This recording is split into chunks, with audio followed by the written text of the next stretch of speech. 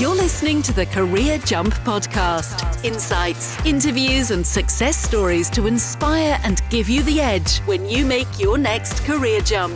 Hosted by your career concierge, Andrew MacAskill.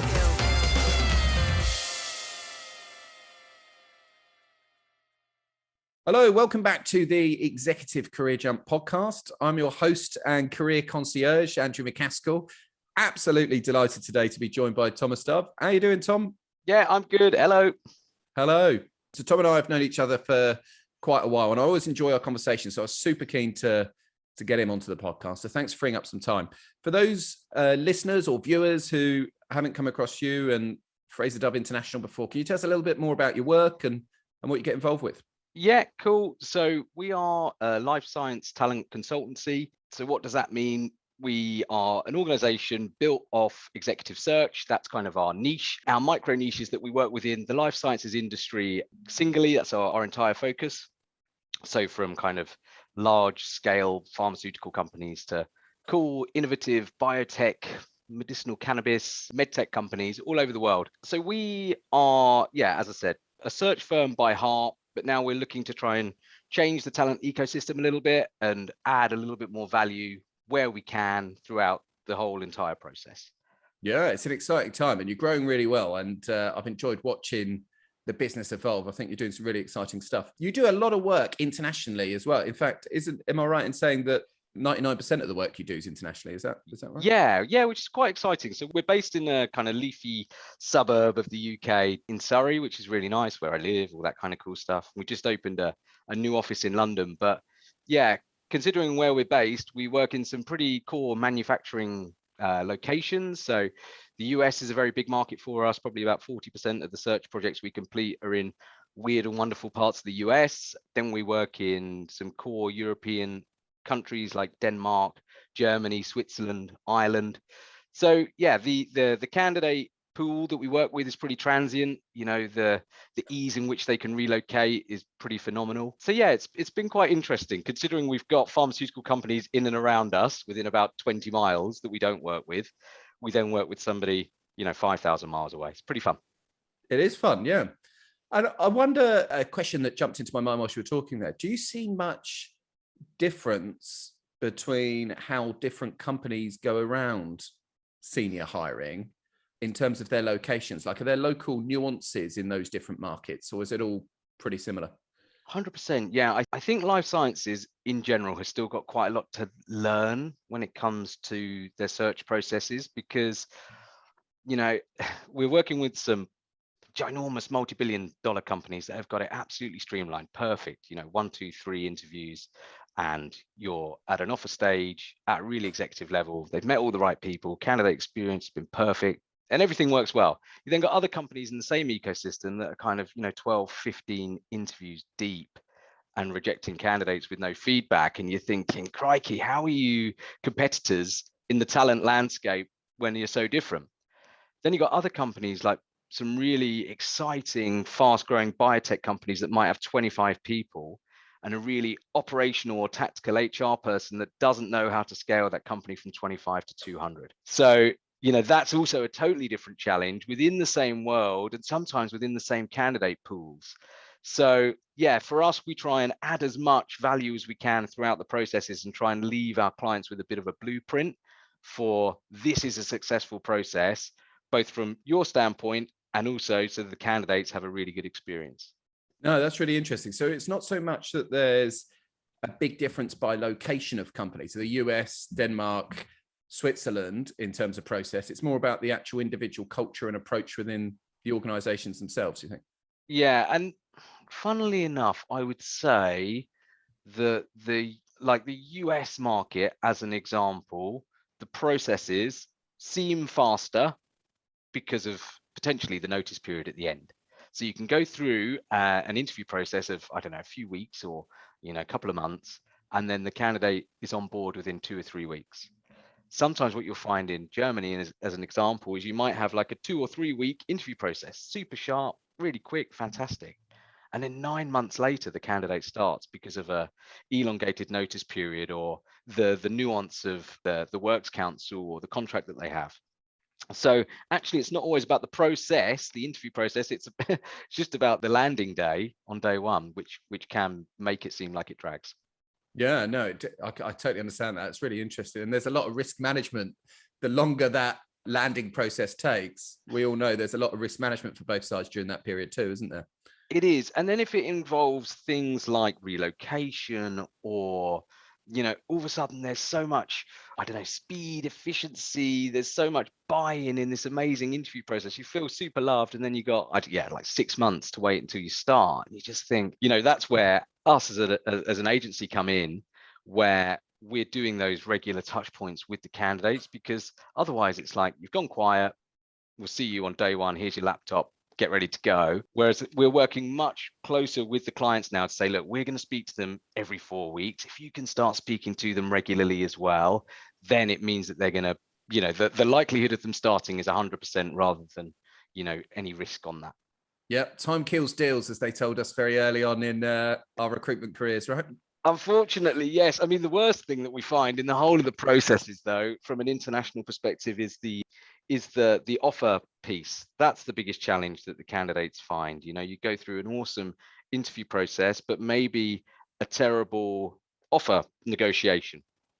And then is that terrible offer negotiation an insight into potentially some challenges that you might find in that company? Or if it's super smooth, super slick, they pay the candidate what they're worth straight off the bat. They give them an onboarding coach or something like this to make them land with more impact faster. And all of a sudden you've got like an amazing talent really bought in from day one. So yeah, that's probably the trickiest part of the process, I'd say.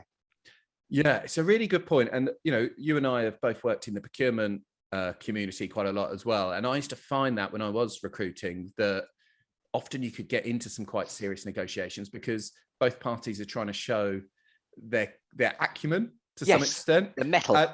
Yeah, exactly. Because it comes with the, if you're in sales or commercial or procurement, then you kind of feel like you should negotiate. And I always used to try and put people at ease and say, look, there'll be so much time when you're working together for you guys to show each other how strong you are at negotiating. This isn't the time.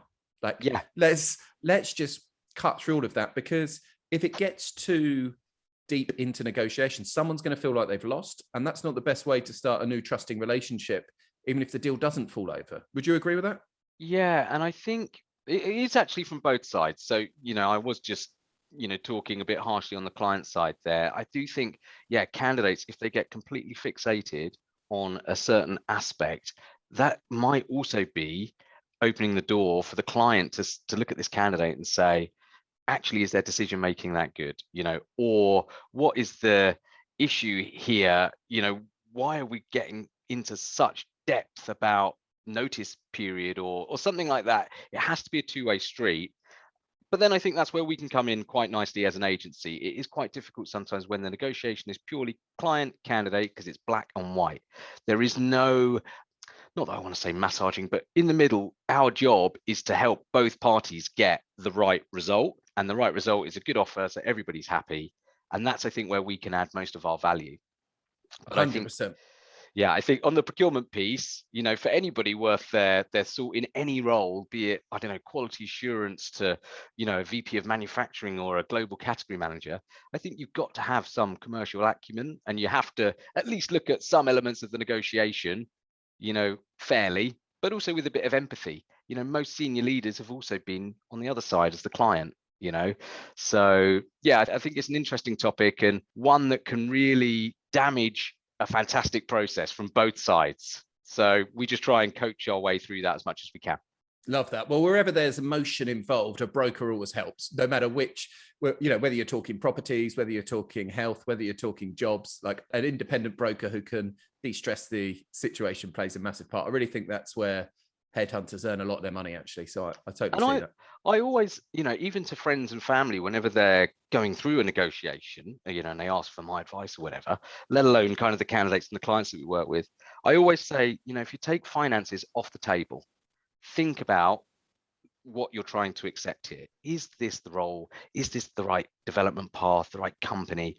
All of those kind of things, that's the emotional element of it, right? And that kind of emotionally closing yourself on a position is far better value than the finances that come with it. No one's ever going to say, come and join us and, take 50% less pay, because that just wouldn't work most of the time. But even if they're comparable salaries, it's everything else that you've got to think about. Don't get too locked down on the finances, I would say.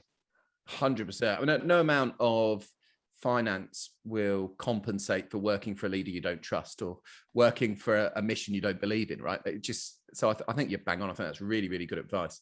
I think it's the same. I was going to say, I think it's the same with buyback. When you get bought back into a company, you're leaving because of the reasons that you've spoken about, at the beginning of the process, just because you then go to leave the business. And I've been in the situation as a business owner trying to keep people, and finances isn't the way. You've got to really try and dig into the heart of why somebody is looking to make a change, and if it is insurmountable, life is life, let people go. You shouldn't just be trying to pay them more money because it's going to be a problem that they're not there. Let them go, rehire the position, move forward on both parties. That's that's a sticky point, I think, for most search agency owners, is that kind of buyback piece. You just got to be pragmatic about it. The average tenure is 2.6 years in the UK, right? So if somebody is resigning, of course it's disappointing. Of course we should black box it and find out whether there's anything we can do, if there's any learnings culturally and that kind of stuff. But it's to be expected that people are going to leave. Like young people in particular are going to want to go off and find different experiences. And if that's, they go away, some of them boomerang back in the future because you've left on good terms, that's success. People leaving your organization and continuing to develop is success. It's you've left them better than you found them and you've set them up for the next chapter. I mean, I honestly think more pragmatism required on that. Yeah. And a bit of empathy in that thought process too. Yeah. Especially from this kind of, from my world, where we are a, scale up business. We haven't got 110,000 employees, but even for the larger companies, I do think there needs to be a little bit of, as you said, a little bit more pragmatism in that discussion. 100%. I like the fact you've mentioned empathy a couple of times as well, because I think it's rarely the wrong strategy to show more empathy in any of these sticky situations. Hey everybody, it's Andrew here. Just wanted to very briefly interrupt this podcast episode to tell you a little bit more about our Career Jump Club. So our Career Jump Club was created to help job seekers understand what they want and how to get it, right? So becoming a club member is a great move if you're looking to get the clarity and confidence in order to secure your next role. With the membership, you get a number of different things. So first thing you get is access to our online platform, which has over 30 videos, 40, 50 different templates, workbooks, and it takes you through everything from sort of understanding what you want to how to position your CV and LinkedIn, how to interview, how to close offers and negotiate better salaries, a full end-to-end job search course effectively for senior leaders. So you get that, you get a fortnightly group coaching call, which is with me and with the other members, where we bounce around best practice, share slide decks, share techniques, and share the latest data on what's working for people. And you get to, most importantly, become part of our closed LinkedIn group and our closed community. And in there is where the magic often happens, because you get people referring each other into opportunity, supporting each other, and just sharing. And that's what it's all about. So if you're financially able and you'd like to invest in your job search, head on over to www.execcareerjump.com, all one word, /club, and you'll find the landing page and come and give it a go. We'll see you in there. Anyway, back to the pod.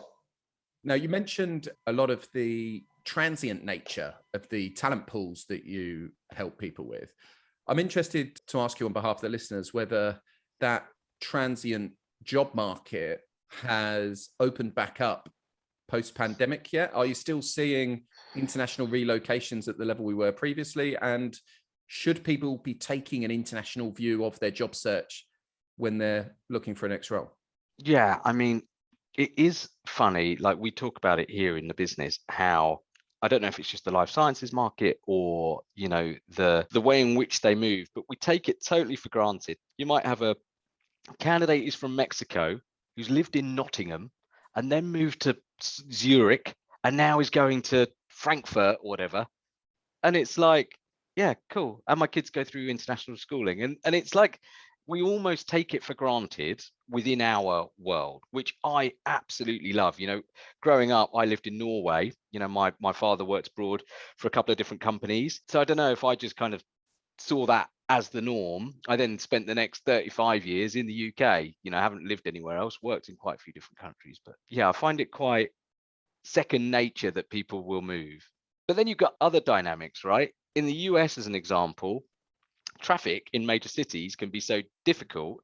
It's easier to move someone from Boston to San Francisco than it is from a different part of Boston, because they'll be like, oh no, that's an extra 90 minutes on my commute. I'm not interested. So that's quite strange. But recently, since the COVID piece, it's definitely opened back up. I think we're quite lucky in the market that we work in, where a lot of the sites, a lot of the labs have been open throughout this pandemic. Our clients have really been able to hire in a digital way, obviously using Zoom, Teams, etc., to run interviews, but then also getting people on site, in some pretty challenging times, because, for example, these COVID vaccines need to be made. We work with some of the manufacturing partners within those organizations, and I don't know, when Italy at the beginning was in some pretty dire straits from a lockdown perspective, we still have people going into site and even interviewing. So yeah, I think we've been quite lucky in that respect. Yeah, well positioned. And so do you think people still can take an international approach to their job search? Do you think those opportunities are still out there? So if somebody's sat in Switzerland right now, how open is the international market, do you think, to people? Yeah. Is it there to be had, or are we still? No, absolutely. We've been talking about a big search project at the moment, working on big global project management build out for a company where they want everybody based in Switzerland. And then they were like, these are the 6 or 7 countries that we want you to go and identify talent from. Right. And then we're speaking to those candidates in those countries, and yeah, the conversation is back up and running. The interesting dynamic is people are traveling less. So even if you're, from a working perspective, you might have had 70 or 90% travel, as part of your week, that's really come down to kind of 5-10% is what we're seeing. But the candidates are still open to move. The interesting challenge that we're now finding, though, is during the COVID time of last year, where people were like, you can work anywhere, do anything. The role could be based in Denmark, but you stay in the Netherlands. Now the complications from a tax perspective and a contract perspective are starting to bite some companies. And, we're really starting to look at changing those now and probably getting candidates back closer to country. Yeah, really interesting. Yeah, I'd love to continue to talk to you about that in the future, because I think there's a lot of moving parts, and it's interesting to see how it all shapes up. Yes. Switching gears a little bit then. So a lot of our career coaching clients are looking to build fresh relationships with headhunting firms. Yeah, they're looking to, a lot of them have never had to work with headhunters or recruiters in the past. They're people that have generally got a lot of work through their network, particularly in life science and pharma, which is quite a tight-knit group. For people listening that are trying to improve their relationships with headhunters or reach out to new ones, I'm keen to understand from you and your team's point of view, what's the best approach for candidates to be taking to get on your radar? I think one of the things that I always recommend, especially for executive talent, is to go and select a few headhunters, right? So I recommend our competitors sometimes to the talent, because we've got one channel of clients. We don't work with every client, okay? And it would be unrealistic to think that we do. We work with some really cool ones, but other headhunters work with some of our clients, but also some of their own ones. So if you get enough lanes that you can choose from, and then if you don't put too much pressure on just one agency to go and find you your role, I think you build better relationships.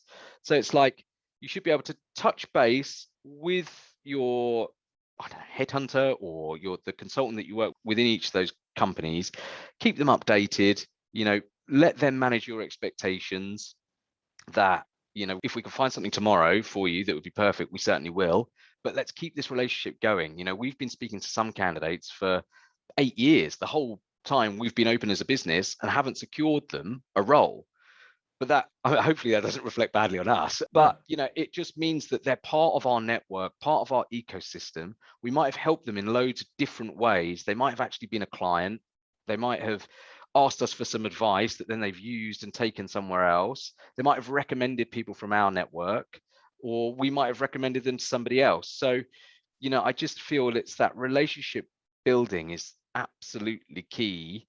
And if it doesn't feel right, if you don't trust the search consultancy, there's plenty of others out there. Go and find the consultant that makes you feel good, or really understands you, takes the time to understand your motivations, your family background, how important a relocation might be. Not just speak to somebody once for a specific job.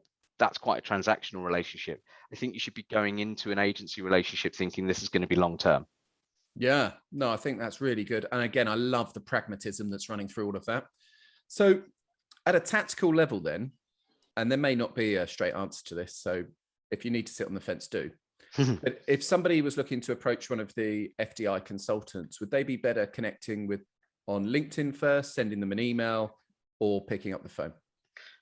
It's a bit of both, I would say. It all depends on the busyness, I suppose, of the consultant. We're in a good spot, so we're kind of micro niche. So as I said earlier, we have 6 practice areas with specialist consultants in each of those areas. So it could be quality or supply chain or procurement or whatever.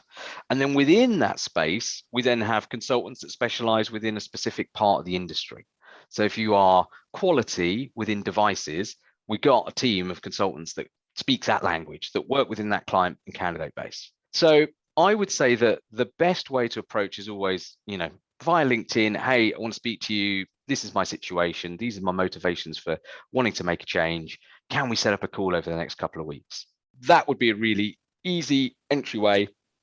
The consultants then take the time to understand more about what you want to do, how you want to do it, what your motivations are, what kind of companies you're interested in, all that kind of good stuff. Or when you're phoning directly straight into the agency, it's like, hey, I'm a candidate. This is what I want to do. I want to speak to you. When would be a good time over the next couple of weeks? And then it's like setting that time so that everybody is prepared to go in for the call, be it 45 minutes or an hour, however long, to ask questions, answer questions, to build that relationship. It's really getting past the technical competence. I think that's important. But it's the person, it's the personality, the leadership examples, the experiences in life, as I said earlier, the family background, how many kids you got, what schools they're in, what countries you want to live in. It's just, you've got to go deeper. You have got to go deeper. And I think relevance, your point about micro niche and relevance is very important. I think people dilute their approach when they apply for everything, even stuff that they can't really do. And they're approaching people that don't work in their market. Like, typically, if you make a relevant approach to a headhunter that specializes in your space and it's done in the right way, or you're referred in or whatever, you'll get a good reception, right? Typically. Yes. And I think it's about managing expectations, which I think you do really well with the people which I've spoken to that have gone through the Exec Career Jump. It is managing expectations. If we could get somebody their absolute perfect job tomorrow, it would be fantastic for us all. Every part of this process would be super happy, but it might take months or years to get there.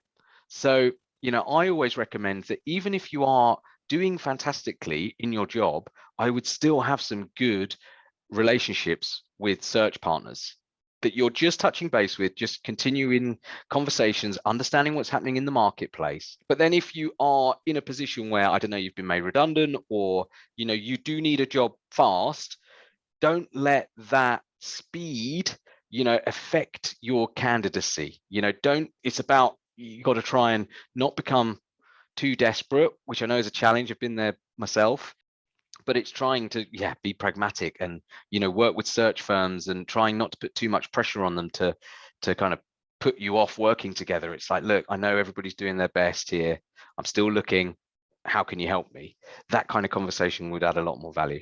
Certainly would. Brilliant advice. And that ongoing nurturing of those relationships is so important. I think why we were very busy at times last year helping people with the job search was because so many people were starting from scratch, Tom. They had no LinkedIn presence. They had no black book of trusted headhunters who knew them and were already, like, I think hopefully one thing we can all the candidate pool can take from the last 12, 18 months is to make sure that you continue to nurture relationships, to make sure you continue to network whilst you're in role. And you don't need to be ready to go at any time. You'd never want to be starting from scratch again and to feel that vulnerable. I don't think. Yeah, that vulnerability is a key word. And sometimes it can then make people communicate in a different way. There could be a little bit too much eagerness or, emotion in, why didn't I get that job? And then maybe the candidate that you're up against that doesn't really need to change jobs goes into the interview process in a cooler manner or in a different way. So yeah, I think that trying to manage your own expectations and try and keep calm throughout what can be a really stressful process will definitely help candidates. But one of the key things that we do here is we have one customer pool. Okay, so we put our candidates and clients into the same pool of importance, so nobody is more important than the other. And if we're speaking to our candidate customer pool, as I said, it might take some time to get where we want to get to, but we'll always be recommending either our competitors that they should speak to if we can't find them the job right now, or it's trying to coach them into who do they know in their network that might be interested in them that we can't get into. It's like, have you heard of this company? They're doing some great stuff. Oh yeah, I know someone there. And we'll say, well, why don't we, I'll help you approach them.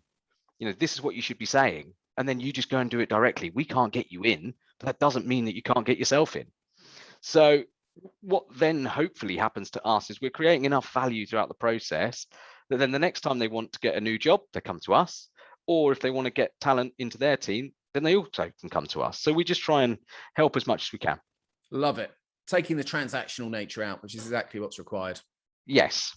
Yeah, which isn't ideal though. As I said earlier, we have been speaking to some candidates for 8 years and not giving them what they exactly want, but we will do at some point. So it's more of that kind of conversation. We've had other candidates where through the 8 years, we've been able to place them in 3 or 4 different companies, which has also been really rewarding.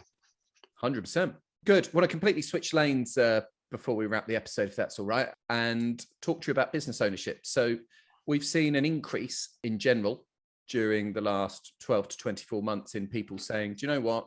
Now might be the time to do my own thing. Now might be the time to create my own consultancy, my own coaching practice, my own advisory practice, whatever it might be. Lots of people doing that kind of thing. Me included, being one of them, Of course, and lots of our clients. Interested in terms of what kind of, I guess, compelled you to set up your own business when you did, and what you see as the pros and cons of business ownership versus employment. So what kind of drove me was, I don't know, but just a willingness to solve problems all the time. I don't know why, but I just feel like, the companies that I'd worked for before, I had really good relationships with extremely entrepreneurial leaders. I was always very much in the ear of the owners of the business. Even when I was right down the bottom of the ladder, I would still just try and get airtime with the owners to learn from them. And, my purpose has never been money driven. That's kind of like I never really think about that as I'm just going through the problem solving. Like I just continuously want to improve everything all the time. So, business ownership for me was kind of born from a place of maybe working for companies that didn't have that mindset. And then I was like, right, I could do this on my own. So myself and my business partner, Joe, I was out interviewing for other companies, creating business plans. I was then using Joe as a bit of a sounding board for this. And he was like, why don't we do this together? And I got, zero risk in my mind. I was like, yeah, cool, let's just do it. What's going to cost $5,000? That'll do. All right, let's go. Month 1, we were profitable and then able to hire people and grow from that point on. So I just think it's like, I don't know, mindset. I just always want to do the next thing, slightly to my detriment. Sometimes, through the growing pains of, business ownership, maybe we haven't grown as quickly as I wish, but then you also need to be pragmatic. You haven't just got loads of money everywhere that you could just hire 100 people tomorrow. And, I think that that's good when you're balancing skill sets. So Joseph and I, my business partner, we're very different. I think it's probably our greatest strength, yin and yang style thing. If I'm, foot on the accelerator, he's definitely foot on the brake, changing the gears, which I definitely need. Yeah. Well, it's statistically companies that are co-founded outperform companies with a single founder. So that relationship's very important. And I've been discussing that a lot with clients in terms of who could you do this with, rather than maybe even just going alone. Because as you said, I think having a yin to your yang is super powerful. So what do you see as the pros and cons of business ownership as a career choice, having now lived and continuing to live that journey? Yeah, pros are definitely for me like developing people. It's so nice to see life-changing moments happen within something which Joe and I created. Like, that's pretty cool. So you got, 20-year-olds buying their first house. You got people with so much more maturity than I've got at that time. And I'm like, I can live my life kind of vicariously through them, where it's like, crikey, you're 24, 25, working with a COO of a multi-billion-dollar pharmaceutical company, and they're telling you how good you are. And for me, that I've got immense pride in that. I'm just like, this is so cool. It's not, I don't care about me. It's more about what these guys are doing, how they're performing, and what they're producing. Cons of that is sometimes you do lose some good people. I think you've got to be pragmatic with that, though, as long as you don't lose people and, they don't remember how we've helped them. Sometimes that happens, but you do a lot of training to get people to a certain standard, but it's life. People do move on. But the cons, I would say, you've got to get balance right in all of your life. I'm pretty good at it. It's taken a little bit of time, but I love spending time with my family. I like switching off. I've got plenty of other passions outside of just this business, which I think is super important. Some people just focus so much that all of their other relationships or their health, or it's just not good for you. So I feel that I need to perform well outside of work in all my other aspects to be the best I can be in the office environment or in the work environment. Fantastic advice. Absolutely brilliant, mate. Final question. What are you excited about for the future? What am I excited about for the future? Well, a couple of things, I suppose. I think, this vehicle that we're creating is awesome. I absolutely love it. We've got super happy customers. We're making a difference in a purpose-led, patient-centric industry, which is just amazing. Yeah, as I said earlier, we're able to change the lives of the people that are within this business. We've got so many cool people that are totally driven, ambitious, on the journey. So that's really cool. And then the other thing, I was chatting to you about this in the past is, maybe trying to use my skills or experience to give back to people coming out of school or college or university that don't know what to do. Because I was there, and I think many others have been. And it's kind of, building on something that's bigger than all of us type thing. But like, how can a 16-year-old school leaver who maybe hasn't done so well in their GCSEs be prepared to make the next decision for the rest of their life? I think it's trying to help people understand the talent ecosystem of what careers there are out there that will lend themselves to your skills now, or may lend themselves to your skills in 20 years' time. And I gave you the analogy before of like, if somebody wants to work in fashion, often you're at school and it's like you have to be the next Stella McCartney or, Alexander McQueen, or you're a failure. Whereas actually there's so many more fantastic careers within fashion that would absolutely people would flourish in. And I think it's just giving people an understanding of actually what else is out there, rather than just having the 5 or 6 jobs that a careers counselor will tell you can do, or a computer might spit out. I think it's just giving people a little bit more insight into what opportunities there are out there.